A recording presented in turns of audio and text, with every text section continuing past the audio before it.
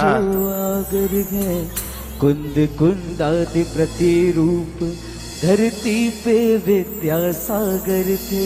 चौथे युग के मुनि राजों की चर्या में ही नित्य रहे।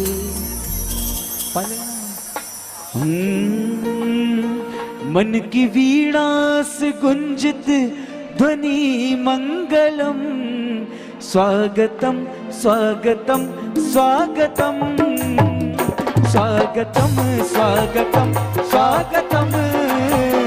मन की वीणा से गुंजित ध्वनि मंगलम, मन की वीणा से गुंजित ध्वनि मंगलम। स्वागतम स्वागतम स्वागतम स्वागतम स्वागतम स्वागतम स्वागतम स्वागतम स्वागतम।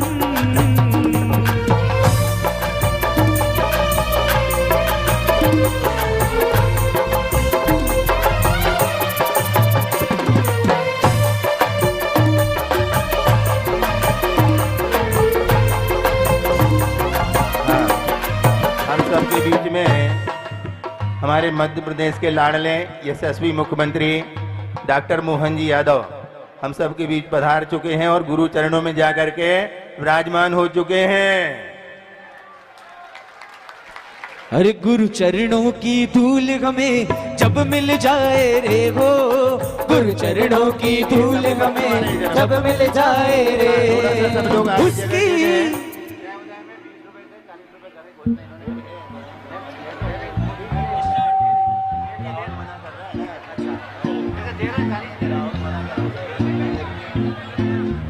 हाँ चलिए थोड़ा सा आप लोग बाज में हो जाएं, सब लोगों को दृश्य देखने दो। एक राजा महाराजा के चरणों में कैसे करबद्ध होकर के प्रार्थना कर रहा है कि आपने हमारी राजधानी को पवित्र कर दिया। वह दृश्य सबको अपनी आंखों में संजोने दो। ऊपर वाले थोड़े कैमरे वाले थोड़ा स्थान देंगे, थोड़ा सा स्थान दो। पहले थोड़ा सा देखो, वे गुरु चरणों में प्रार्थना करते हुए प्रार्थना कर रहे हैं कि गुरु का पाद प्रक्षालन करना है। तो गुरु चरणों में वो बैठ करके गुरुदेव का पाद प्रक्षालन कर रहे हैं। अब थोड़ा सा ये लोग यदि सामने से स्थान देंगे तो अच्छा लगेगा। सब लोग स्थान दो, थोड़ा सा स्थान दो सब लोग। हाँ वही कर रहे हैं, इनको थोड़ा बैठाओ सब लोग। हाँ सब लोग बैठो, बैठने दो बैठने दो। कहाँ ले जा रहे?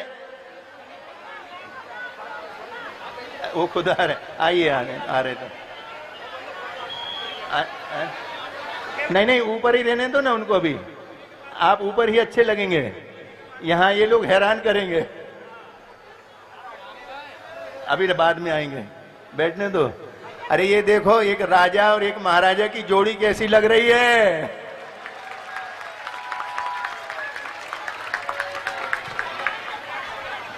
अब इधर से सबको अलग करोगे तो सबको दिखेगा।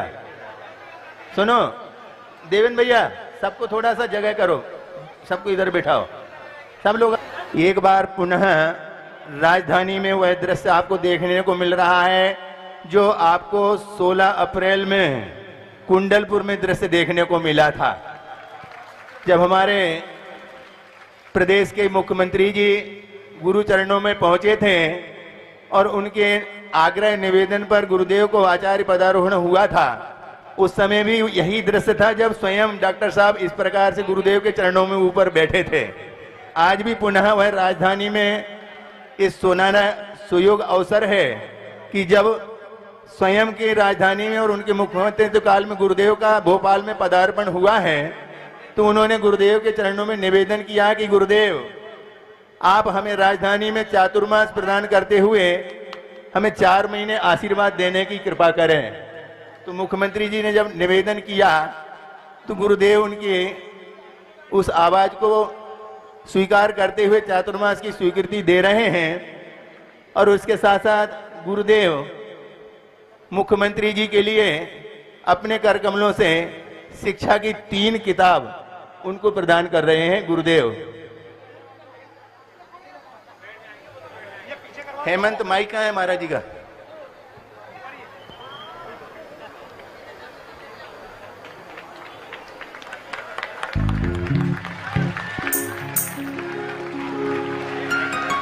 हाँ जल्दी तुरंत, वो हेमंत को भेजो, वो लगाएगा।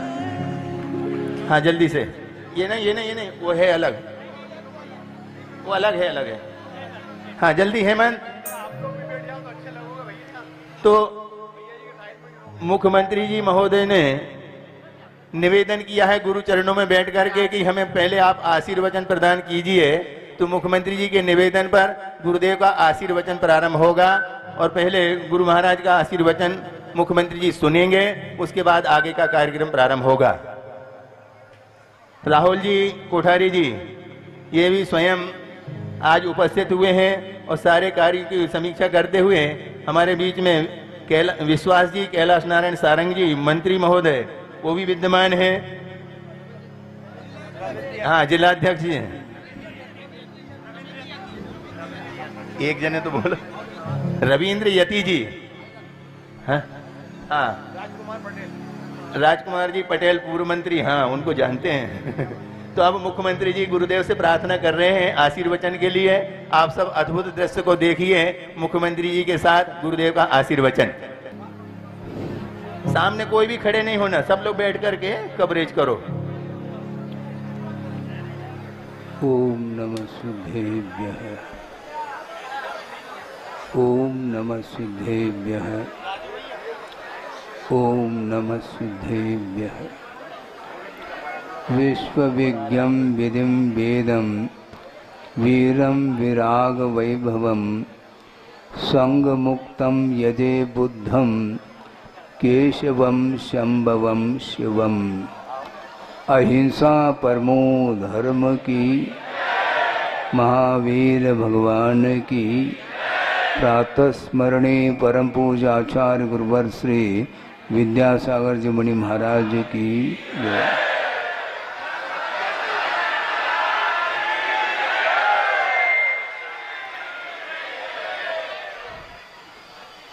आपके सामने मंगलाचरण के रूप में दो पंक्ति रखी हैं, जिसमें प्रभु की अर्चना की गई है, प्रभु को याद किया गया है। और वह प्रभु चाहे वीर प्रभु के रूप में हो, चाहे अन्य नामों को लेकर के हों, इसमें कोई अंतर नहीं आता, क्योंकि विराग वैभवम कहा है। प्रभु का वैभव क्या है? राग नहीं है, किंतु तो संसारी प्राणी उनके चरणों में आकर के उनकी अर्चना इसलिए करते हैं क्योंकि सभी राग से ऊपर उठ करके वीतरागता उन्हें प्राप्त की है, इसलिए उनकी अर्चना करने वाले संसारी आम जनता है। और वो वीर के रूप में स्वीकार करो अथवा बुद्ध के रूप में करो अथवा केशव शंभव के रूप में करो अथवा शिव के रूप में करो, नाम से कोई प्रयोजन इसलिए नहीं है। जिन्होंने वीतरागता को प्राप्त कर लिया है, कर्मों को जीत लिया है और समस्त परिग्रहों से जो ऊपर उठ चुके हैं और शुद्ध परमात्म तत्व को जिन्होंने प्राप्त कर लिया है, वो हमारे लिए आराध्य हैं, वो हमारे लिए उपास्य हैं। और उनकी अर्चना करने के लिए चारों गति के जीव आते हैं समोशरण में, इसलिए उनकी उपासना करने हेतु इन पंक्तियों को आपके सामने रखा। और आपके बीच में प्रदेश के, मध्य प्रदेश के कौन हैं आपको ज्ञात है, मंत्री महोदय यहाँ पर आए हैं और उन्होंने 2016 में भी यहाँ पर गुरुदेव का चातुर्मास हुआ था। उस समय में भी इसी प्रकार का दृश्य देखने को आप लोगों को मिला होगा। उस समय मैं उपस्थित नहीं था, किंतु यहाँ पर 2016 में गुरुदेव ने जो प्रभावना की है उस प्रभावना के क्षेत्र को देखने के लिए मेरा मन भी हुआ है और गुरुदेव के मंगल आशीष से ये जो पाषाण निर्मित जिनालय बनने जा रहा है, जिसके लिए गुरुदेव ने प्रेरणा दी है और आशीष प्रदान किया है और यहाँ के समाज ने उस कार्य को पूर्ण करने के लिए एक दायित्व को स्वीकारा है और इस प्रकार उन्होंने जगह जगह गुरुदेव ने भारतवर्ष में पाषाण निर्मित जिनालय का निर्माण करने हेतु आशीष प्रदान किया। इसके साथ साथ जो उनका व्यापक दृष्टिकोण रहा है, क्योंकि यह अहिंसा धर्म विश्व धर्म है, यह अहिंसा धर्म किसी जातिवाचक धर्म नहीं है। जैन धर्म को प्राय करके लोगों की धारणा हो सकती है ये जैन समाज के लोग ही इसकी उपासना करते हों, ऐसा नहीं, किंतु परोपकार की भावना, दया का भाव, करुणा अनुकंपा का भाव, परोपकार का भाव जिसके अंदर उमड़ रहा है, वो सारे लोग अहिंसा के पुजारी हैं। इसलिए चाहे वो पशु पक्षी हो चाहे मानव हो, सबके प्रति सौहार्दपूर्ण व्यवहार हो और प्रत्येक संसारी प्राणी सुख को, शांति को प्राप्त करना चाहता है, उसके लिए यथा योग अपना योगदान होना चाहिए। इसी उद्देश्य को लेकर के गुरुदेव ने पूरे भारतवर्ष में अनेकों स्थान पर गौशालाओं के निर्माण हेतु भी उन्होंने समाज को आशीर्वाद दिया है। और इतना ही नहीं, निरंतर परोपकार के क्षेत्र में आगे बढ़ने के लिए, ये तो दया के क्षेत्र की बात हो गई, चिकित्सा के क्षेत्र में भी भाग्योदय जैसे हॉस्पिटल जिसको बोलते हैं उसके लिए भी आशीर्वाद दिया। सागर में उसका भाग्योदय का निर्माण हुआ है और उसके बाद यहाँ पर जबलपुर में पूर्णायु जो आयुर्वेदिक जो संस्थान है उसके लिए भी उन्होंने आशीर्वाद प्रदान किया है। इस प्रकार चिकित्सा के क्षेत्र में और शिक्षा के क्षेत्र में बहुत बड़ा उन्होंने पुरुषार्थ करके जैन समाज को ही नहीं, जैनेतर बंधुओं के लिए भी शिक्षा प्राप्त करने के लिए और मर्यादित रह करके अध्ययन करने हेतु प्रतिभा स्थली के लिए भी उन्होंने आशीर्वाद दिया है। और वो प्रतिभा स्थली वर्धमान में जबलपुर, इंदौर और डोंगरगढ़, रामटेक, ललितपुर और कहाँ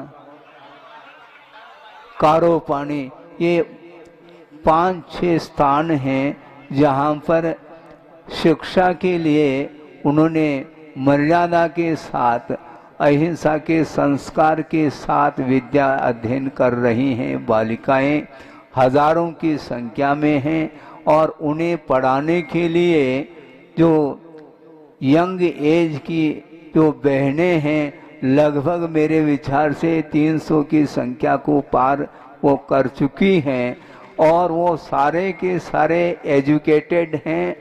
और आधुनिक जो वर्तमान में जो युग चल रहा है उसको साथ में रखते हुए धार्मिक अहिंसा परक संस्कार देते हुए उन्हें आगे बढ़ा रही है, संस्कार दे रही है। ये सारा कार्य गुरुदेव के माध्यम से हुआ है। इसी प्रकार ये आगे और भी जो अपना जीवन काल है, बल्कि पीढ़ी दर पीढ़ी परंपरा आगे भी यह बनी रहे और यह कलिकाल होते हुए भी, प्रभु का साक्षात्कार नहीं होते हुए भी, शास्त्र के अनुरूप गुरुदेव ने अपनी साधना करते हुए विश्व को जो मार्ग प्रशस्त किया है और उसके अनुरूप चलने वाली पूरी आस्था के साथ चलने वाली जनता यहाँ पर एकत्रित हुई है और ये बहुत हर्ष का और प्रसन्नता का विषय है। इसलिए वस्तुतः नाम विशेष से कोई धर्म का रूप सामने नहीं आता, किंतु एक सूत्र आता है परस्परोपग्रहो जीवानाम। इस सूत्र में जैना नाम नहीं कहा, किंतु प्राणी मात्र के प्रति जो अनुग्रह का और उपकार का, दया का भाव रखता है, वही वस्तुतः अहिंसा की उपासना कर सकता है। पेड़ पौधों से लेकर के सारे जितने में पशु पक्षी आदि भी हैं, उनके प्रति भी अपना दया का, करुणा का भाव बना रहे और अपने निमित्त से उनके जीवन में भी किसी भी प्रकार से कष्ट का अनुभव न हो, इसको ध्यान में रखते हुए सब लोगों के लिए उन्होंने मार्ग प्रशस्त किया है और उसके माध्यम से हम लोग उनकी आराधना करते हैं।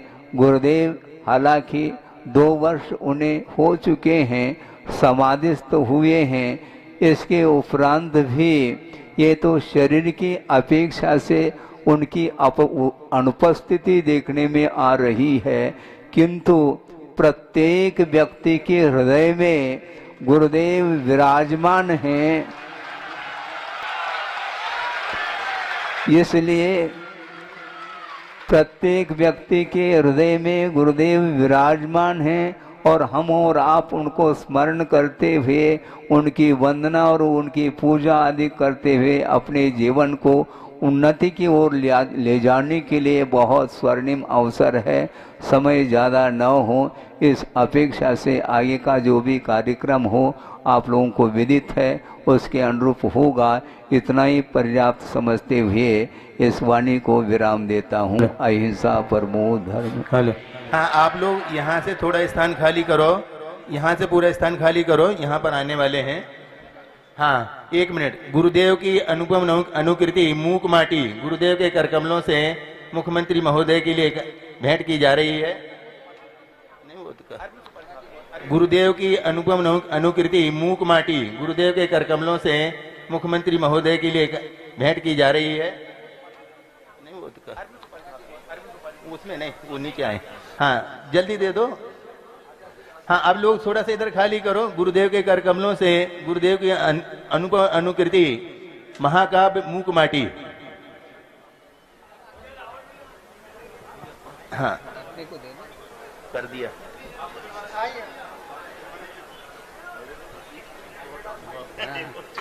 अब थोड़ा सा स्थान देंगे। अब लोग बैठे, कोई भी देखो, कैमरे वाले भी थोड़ा सा ऐसा करो कि सबको दिखे, आप भी काम करते जाओ और दिखता भी जाए। हाँ,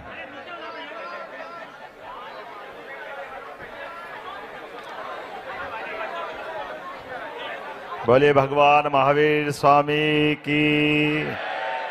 परम पूज्य आचार्य शिरोमणि हमारे बीच में अब नहीं है, लेकिन विद्यासागर जी महाराज की।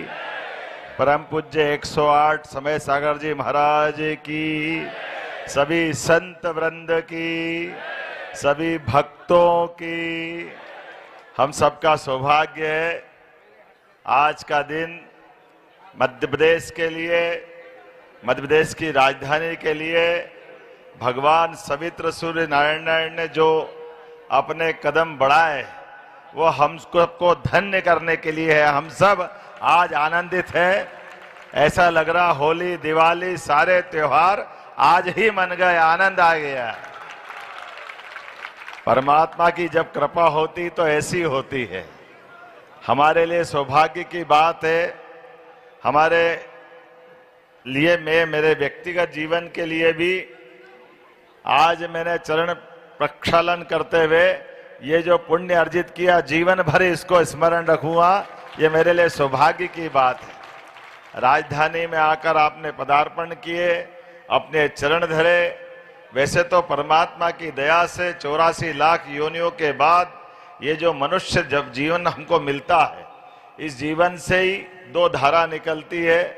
एक धारा हमको देव मार्ग पे ले जाती है, दूसरी धारा वापस हमारा जीवन कष्ट में पहुंचाती है। लेकिन संतों का साथ मिल जाए तो हमारी देव मार्ग की यात्रा पक्की हो जाती है। ये हम सब इस बात को स्मरण भी करते हैं और ये बात सही है कि परम पूज्य संत शिरोमणि आचार्य विद्यासागर जी महाराज से मेरा कई बार अलग अलग कारणों से, जब मैं टूरिज्म का चेयरमैन था तब, जब मैं विधायक था तब, शिक्षा मंत्री था तब, हर एक स्थान पर अलग अलग रूप में मैंने उनको विधानसभा में भी सुना और नेमावर के तीर्थ में भी प्रणाम करके वहां भी आशीर्वाद लिया। हमारे अपने भोपाल में भी और भोपाल के अलावा उज्जैन में भी जहां मौका मिला भगवान ने सदैव आशीर्वाद देके मुझे धन्य किया है। मैं उस चीज को, अपने लोभ सवरण को समझ नहीं पा रहा हूं कि यह परमात्मा की लीला है। और ये बात भी सही है कि मार्ग पर, साधना मार्ग पर तो जिस तरह से हमारे लिए जीते जी देवता को देखने का, दर्शन करने का मौका अगर मिला हो तो सच में वो हमारे लिए, वो उस समय का समय परमात्मा की ही कृपा है। लेकिन अब हम ये समय सागर जी महाराज को भी उसी मार्ग पे मान सकते हैं। हमारे लिए ये भी सौभाग्य की बात है। हम सब के लिए बड़ा इस पल को समेटना, बोलना, ये भी दुविधा में भी डालता है। लेकिन ये बात सही है कि साधना मार्ग पे चलते चलते भी इस देश की मिट्टी के साथ जुड़ करके भारत, अगर भारत है तो यह हमारी आध्यात्मिक विभूतियों के कारण अपना देश वर्तमान के दौर में दुनिया के सामने एक अलग प्रकार से अपनी पहचान बनाता है। एक तरफ लोग संग्रह की भूमिका में है, हिंसा हो, कोई भी कारण हो, वो अपनी सत्ता की ताकत के बलबूते पर तमाम लोगों को झुकाना चाहते हैं। और ये आत्म संयम के मार्ग से बढ़ने वाले कदम जियो और जीने दो के मंत्र के आधार पर दुनिया के अंदर अपना अलग उदार विचार, उदात्त भाव प्रकट करते हैं, जिसके कारण से सदैव से भारत की अलग से ख्याति रही है। हम सब परमात्मा की कृपा से जन्म से मृत्यु के बीच जाने वाली यात्रा के यात्री मार्ग हैं। लेकिन हम यात्री मार्ग हैं, परमात्मा ने हमको पुरुषार्थी बना के भी भेजा है। हमारे अपने जीवन के नित्य कर्म करते करते हमारे जीवन में भी प्राणी मात्र से भी प्रेम रखें। हम अपने 33 करोड़ देवी देवता का वास गौमाता में होता है, गौमाता की भी रक्षा करें। और जियो जीनो दो की भावना केवल शब्दों से न हो करके हर एक को अपने जीवन में, उसके जीवन के लिए, गुजर बसर के लिए स्वावलंबी बनाने का भी परम पूज्य महाराज जी ने जो कदम बढ़ाए हैं, वाकई वो हम सबको प्रेरणा देते हैं। वस्त्रों के निर्माण के साथ गौशालाओं के लिए, चिकित्सालय के लिए, विद्यालयों के लिए, पूरे समाज को ध्यान केंद्रित करते हुए साधना के मार्ग पे चलते हुए भी आराधना इस प्रकार से भी हो सकती है। ये सुंदर प्रयोग विद्याधर जी, हमारे लिए विद्यासागर जी महाराज के माध्यम से हमने ध्यान दिया है। आज के इस अवसर पर यह बात सही है कि हमारी सरकार के बनने के बाद मैं जब शिक्षा मंत्री था और परम पूज्य सरसंघ चालक जी और हमने विद्यासागर जी महाराज के उस कार्यक्रम में उपस्थित होकर के भी दर्शन भी किए थे। लेकिन मैं सौभाग्यशाली हूं, माननीय प्रधानमंत्री श्रीमान नरेंद्र मोदी जी के नेतृत्व में शिक्षा नीति 2020 में लागू हुई। उस बात में ध्यान दिया गया कि शिक्षा केवल शब्दों का ज्ञान नहीं है, शिक्षा हमारी अतीत की गौरवशाली विरासत को भी बच्चों को संस्कार देने के लिए आगे बढ़ाने की आवश्यकता है। मुझे आज इस बात की प्रसन्नता है, महाराज जी ने 3 पुस्तक की तरह हमको ये 3 तरह का मार्ग दिखाने का काम किया है। हमारी स्वदेशी भाषा पे सम्मान का भाव होना चाहिए, इसलिए अंग्रेजी का भाव ज्ञान के लिए पर्याप्त है, लेकिन हमारे विज्ञान के लिए, स्वयं के आत्मसम्मान के लिए स्वदेशी की भाषा की तरफ भी ध्यान देने की आवश्यकता है। और शिक्षा में संस्कृति पे गौरव करने का मौका भी मिलना चाहिए। और यत पिंडे तत् ब्रह्मांडे, जैसा हमारा पिंड है वही ब्रह्मांड है। और इसीलिए हमने उस भाव को देखते हुए आज महाराज जी के माध्यम से जो दूसरी पुस्तक ली, मुझे उस बात का भी आनंद है। और साथ ही साथ महाराज जी ने तीसरा कदम बढ़ाया है। हमारे लिए हजारों हजार साल से इस देश की विशेषता है कि यहाँ पर सत्ताधीश शासक राजा के रूप में कभी नहीं माना गया, वो सेवक भाव से माना गया है। इसलिए हमारे लिए ये भाव सदैव आपके आशीर्वाद से बना रहे कि जनता के मतों से चुने हुए सभी जनता के प्रतिनिधि मूल भाव को बना के रखे, हमारे उठने वाले प्रत्येक कदम हर एक वर्ग के कल्याण के लिए रहे, गरीब से गरीब आदमी की जीवन में समता का सिद्धांत लाके सशक्तिकरण के भाव को जागृत करते और हमारी सनातन संस्कृति के बलबूते पर, जैसा कि आपने कहा है कि हर मार्ग से चल करके हमारे उसी निर्भयता के मार्ग पर बढ़ने वाले भाव को हम अपने जियो और जीने दो के भाव के आधार पर ही प्रकट करते हैं। परमात्मा की कृपा है, परमात्मा ने जन्म दिया है, जो मौका दिया है उस मौके का सदुपयोग सदकार्यों में करें। परमात्मा और महाराज जी के आशीर्वाद से हमारी सरकार लगातार उस रूप में चलती जाएगी। हम सब सौभाग्यशाली हैं। आपका चातुर्मास वर्षा काल का ये समय प्रत्येक दिन हमारे लिए एक तरह से मंगलदायी होगा, आनंददायी होगा। आपका आशीर्वाद हमारी सरकार को लगातार मिलता रहेगा। हाँ, मैं बोल रहा हूँ विधानसभा तो आने वाली है और मैं महाराज जी से निवेदन कर दूंगा। महाराज जी थोड़े दिन पहले ही हमारी सरकार के माध्यम से हमने कहा कि जब एक देश, एक विधान, एक प्रधान, तो अलग अलग धर्मों के अलग अलग कानून क्यों होना चाहिए, इसलिए एक कानून हमारी विधानसभा में पारित किया है। इसलिए आपका आशीर्वाद हमारी उस पुण्य विधानसभा में, आपके आशीर्वाद से, आपका भी मार्गदर्शन सभी माननीय विधायकों को मिले। हम एक दिन का सत्र बुला करके महाराज जी को भी जरूर आमंत्रित करना चाहेंगे, क्योंकि हमारा ये सत्र किसान, ये जो पूरा वर्ष हमने माननीय प्रधानमंत्री जी के 4 वाक्यों को सूत्र वाक्य बनकर के आगे बढ़ने के लिए कदम बढ़ाए। एक गरीब, एक किसान, एक महिला और एक नारी। हमने इसीलिए इस तरह से बढ़ते हुए कि युवा, गरीब, महिला, नारी अलग अलग वर्ष निश्चित किए। ऐसे में किसान कल्याण वर्ष के आधार पर यह कृषक कल्याण वर्ष है। ऐसे में गौशाला से लगा करके हमारे अपने जीवन में कृषि प्रधान इस देश के अंदर आपके मार्गदर्शन में अब खेती से तो कपास आता है और कपास से ही वस्त्र बनते हैं। हमारे वस्त्र से देखो कितना, मैं तो महाराज जी का स्नेह और आप सबका भी आभार मानता हूँ। जिनने सब कुछ त्याग दिया वो इस नश्वर शरीर को कहते हैं इनको साफा भी पहनाओ, माला भी पहनाओ, वस्त्र भी दो। ये एक तरह से एहसास कराने का है कि ये मिलेगा जरूर, लेकिन लेके कोई जाने वाले नहीं, ये यहीं छूटने वाला है। इस भाव को भी बनाए रखना, ये परमात्मा की कृपा है, ये आपका आशीर्वाद है, आपका संकेत ही हमारे लिए शिक्षा का पाथेय होगा। मेरी अपनी ओर से गुरु चरणों में प्रणाम, सभी मुनिवृंद को प्रणाम करते हुए मैं अपनी बात को विराम देता हूँ। मुझे परम पूज्य समय सागर जी महाराज की, आचार्य समय सागर जी महाराज